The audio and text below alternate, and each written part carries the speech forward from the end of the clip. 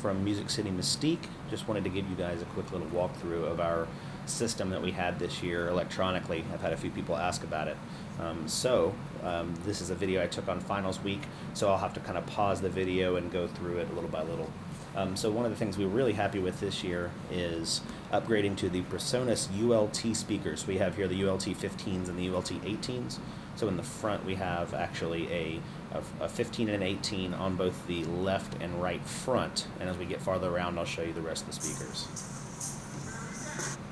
So I'll kind of mute this video.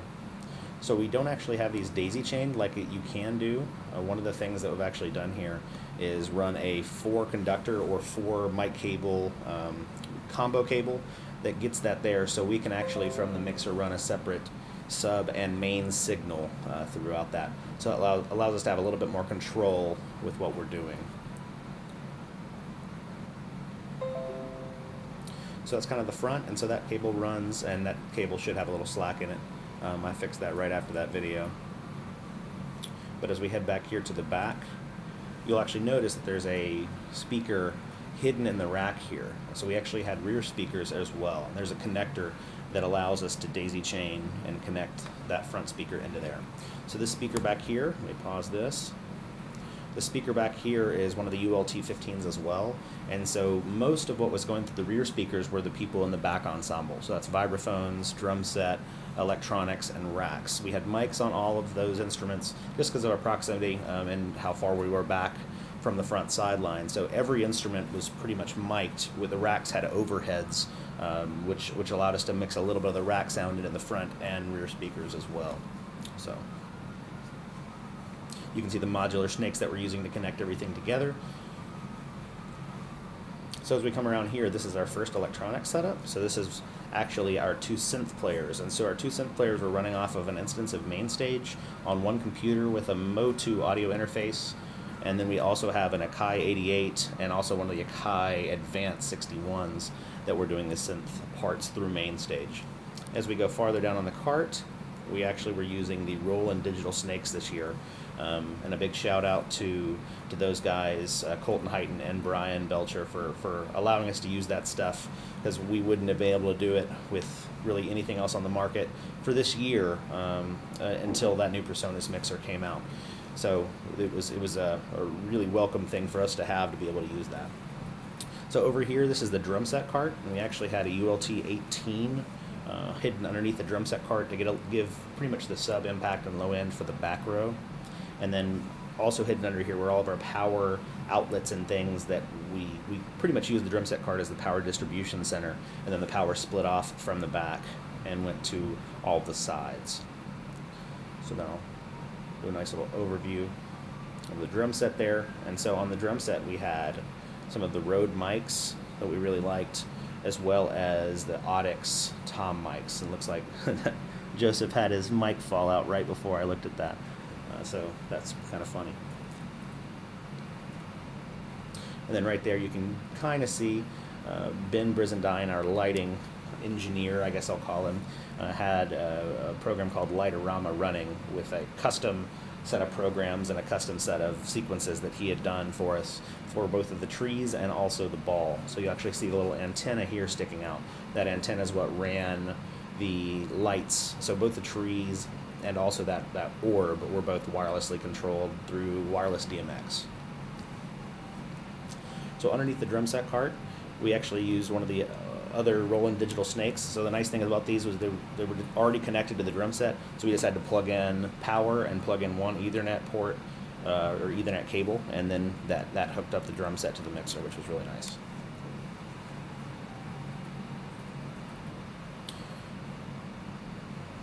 Okay, so over here is kind of our main mixer and our main electronics components here. And so we have right now a computer up here running the main stage file that Colton, our sample player, was using with this little 25 key keyboard. But down here is my personal computer that we hooked up for finals week as a redundant backup. The nice thing was we were actually running both of these computers on Dante.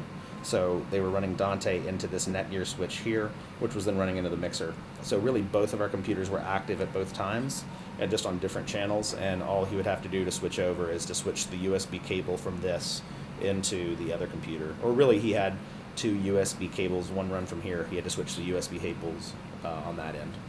So pretty complicated little setup, but also worked really well with redundancy. So this is the Roland M5000C that we used. One of the main reasons we needed this board is, as we get to the setup, I'll explain why we needed this more. But we had a very complicated set of delays that we needed because of having speakers in the back corners as well as speakers in the front, and also running in-ears for some of our members.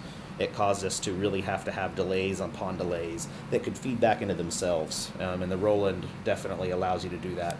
The new PreSonus board does allow you to do that as well, but that didn't come out until mid-season, and it was already late enough that we didn't feel comfortable switching over at that point. So down here we have the Furman power conditioner. We have a Shure PSM 300 in-ear wireless mix, and so this actually did one mix for our center marimba player in one pod, and the other channel did a mix for the center player in the other marimba pod. Then right here we have our 4 wireless marimba mics, and I'll explain as we get farther along how those worked, but we did just receive 4 channels of marimba mics from the marimbas. And then also our bass player had his little pedals and everything connected to this. So you'll notice right here, let's see, I think I can get a better shot of it here in a second. There's this little body pack that our rack players, and really all of the people in the back row except for the vibraphones, used. And the biggest reason for that is because we decided to put the pit in the back.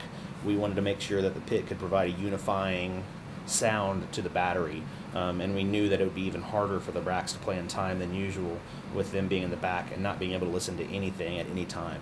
So we decided the in-ear thing was really more of a rack specific thing at first, and really helped with that a lot.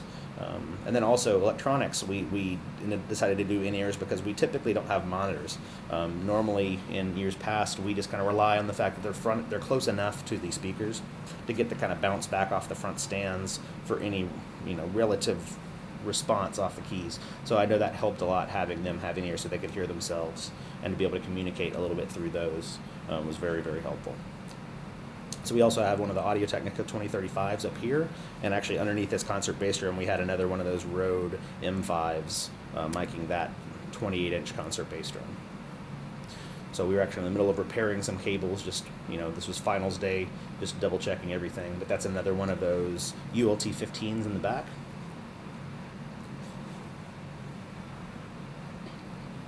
So up here in the front we have our second stack of front speakers, the ULT 15 and the ULT 18. The only difference, and you can't really see this cable, is that since this was a I'm going to call it 4-conductor, but a 4 mic cable snake, what we were able to do is I'll actually have our center channel run off of this as well. So there's a third cable that kind of splits down here, and the cable's locked in right behind there.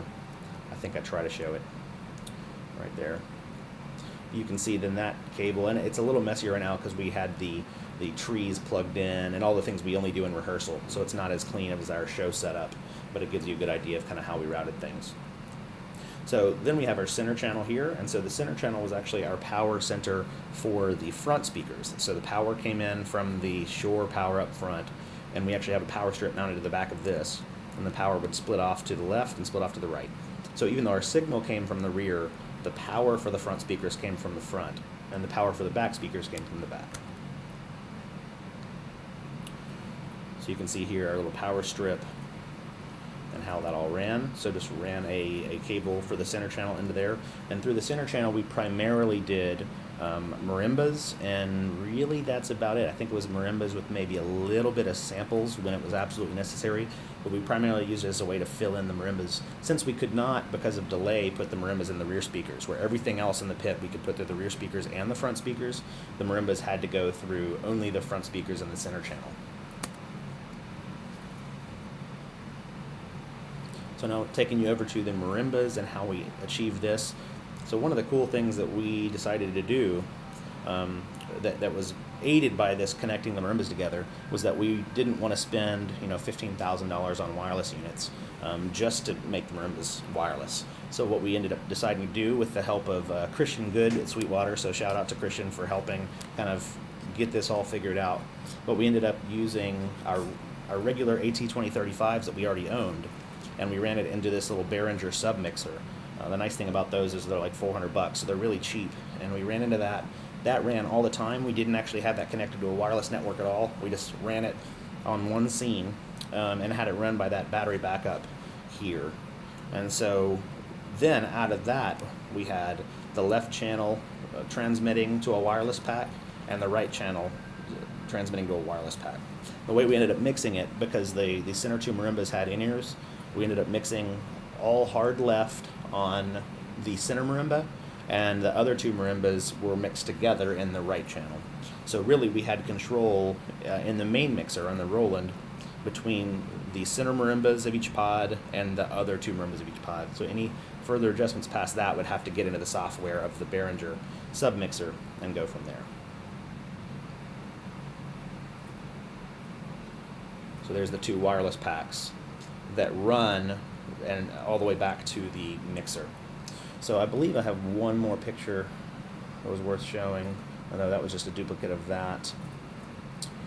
And here's the actual finals version where we moved my computer up. And actually Eric, one of our sound engineers, had his computer on there running and multi-tracking through Dante the entire finals process, through the lot, through the show, just for an archive kind of recording for that.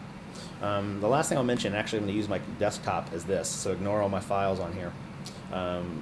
Let's say I'm going to move these just for purposes of that.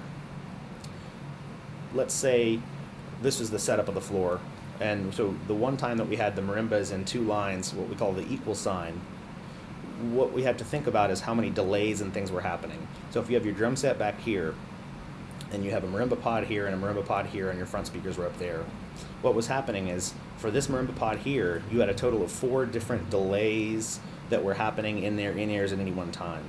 So in their in-ears, they needed to hear drum set that was delayed by that distance. They needed to hear the back marimbas that was delayed by that distance. They needed to hear themselves that was delayed by 0 distance. And then their signal actually had to then be put into the front speakers delayed by that distance. So 4 separate delays from one set of signals to run the marimbas in that way. So the back people had something separate. They couldn't listen to the front people in the ears because of the distance from front to back. Because it was actually larger than it looked. Like if you watch the video, it looks like the front marimba players and the back marimba players are, maybe 10 feet apart. They're actually more like 25 feet apart. So just the perspective difference made it look a lot closer than it actually was. So they couldn't listen forward to the other set of marimba players. They could only listen to the drum set. So it was a very interesting challenge of listening environments and technology, and just a really fun show to work on from that perspective. So if you have any questions about that, please feel free to comment on this. I just wanted to get it for all you nerds out there who kind of wondered what we were doing or how we were doing it. So let me know if you have questions. Thanks again, guys.